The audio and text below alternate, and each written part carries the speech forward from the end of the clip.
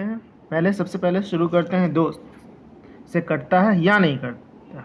तो 2 से कटने के लिए किसी भी नंबर का लास्ट डिजिट, लास्ट अंक अगर 0, 2, 4, 6, 8 हो तो वो नंबर 2 से कट जाएगा।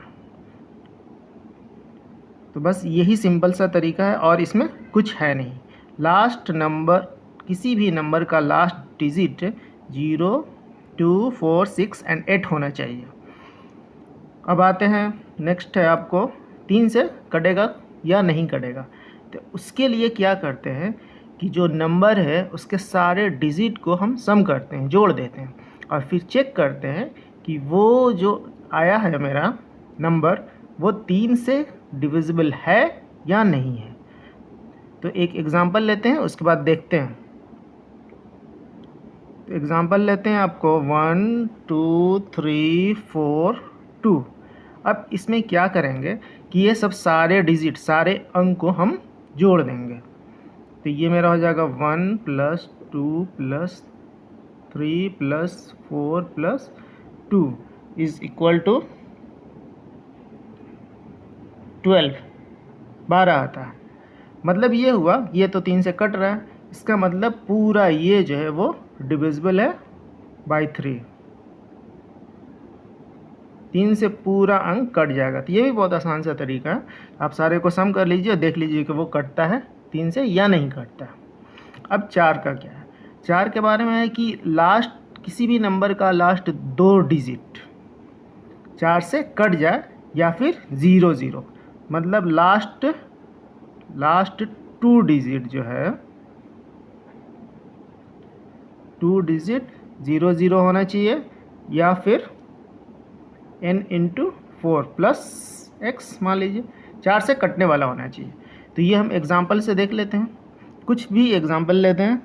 तो पहला एग्जांपल हम आपको ले रहे हैं 2, 1, 0, 0, लास्ट में 2 डिजिट 0 है, ये कट जाएगा, डिविजिबल हो जाएगा बाय 4। नेक्स्ट एग्जांपल ले लिया आपका 2, 6, 0, 1, 6, ये भी 4 से डिवाइड हो रहा है, इसका मतलब पूरा ये डिवाइड हो जाएगा 4 से। तो ये एक ट्रिक है। अब नेक्स्ट आते हैं 5 से, देखते हैं कि कोई भी नंबर 5 से डिवाइड होता है कि नहीं होता है। तो इसके लिए क्या है कि लास्ट में 0 होना चाहिए या 5 होना चाहिए। अगर 0, 5 है तो वो 5 से डिवाइड हो जाएगा।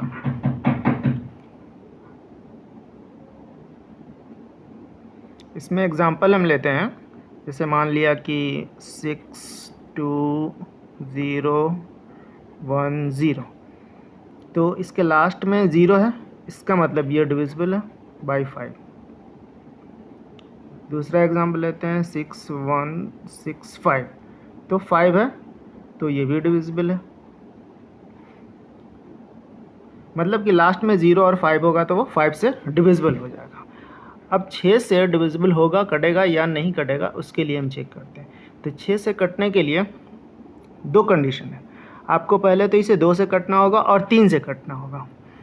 तो 2 से भी कटना होगा एंड 3 से भी कटना होगा। 2 और 3 से कट जाता है तो ये 6 से भी डिविजिबल हो जाएगा, मतलब 6 से भी कटेगा बाय 6। तो इसके लिए आपको एक एग्जांपल ले लेते हैं, कोई भी आप एग्जांपल ले सकते हैं, जैसे कि 2, 3, 1, 2। तो ये चेक करते हैं कि 2 से कट रहा है कि नहीं कट रहा है। तो 2 से तो कि ये कट रहा है, लास्ट में 2 है। 3 से कट रहा है कि नहीं कट रहा है, तो इसको सम करेंगे तो 2, 3, 5, 6, 7, 8। 3 से नहीं कट रहा है, मतलब ये नॉट डिविजिबल है बाय 6।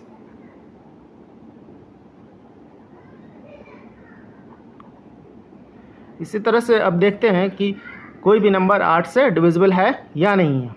तो उसके लिए एक कंडीशन है कि लास्ट 3 डिजिट्स 0 होना चाहिए या फिर लास्ट 3 डिजिट्स है, मान लिया कि XYZ 3 डिजिट्स मेरा है, वो 8 से डिवाइड होना चाहिए, तभी वो नंबर जो है 8 से डिवाइड होगा। तो आप कोई भी एग्जांपल लीजिए, जैसे 2 0 0 0, लास्ट में 3 जीरो है, ये डिवाइड हो जाएगा, डिवाइडेड बाई 8 है ये। नेक्स्ट एग्जांपल लेते हैं 9 8 8 0, इसका भी लास्ट में देखिए 8 से ये डिवाइड है, तो ये भी है डिवाइडेड बाई 8। अब 9, नेक्स्ट कंडीशन है 9 से हम चेक कर रहे हैं कि 9 से डिवाइड होता है या नहीं होता। तो उसके लिए क्या करते हैं कि सम निकालते हैं, जैसे 3 में किए थे, 3 में देखा था कि सम निकालने पे 3 से डिवाइड होना चाहिए, यहाँ सम करने पे 9 से डिवाइड होना चाहिए। तो सेम कंडीशन है, अगर हम सम करते हैं तो मेरा 9 से डिवाइड होना चाहिए, तो वो पूरा नंबर 9 से डिवाइड हो जाएगा।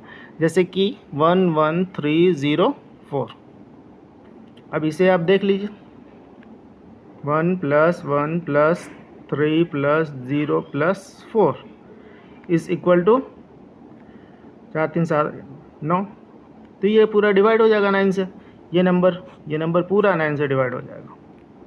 अब 10 से डिवाइड होने का बस सिर्फ एक ही कंडीशन है कि लास्ट डिजिट 0 होना चाहिए,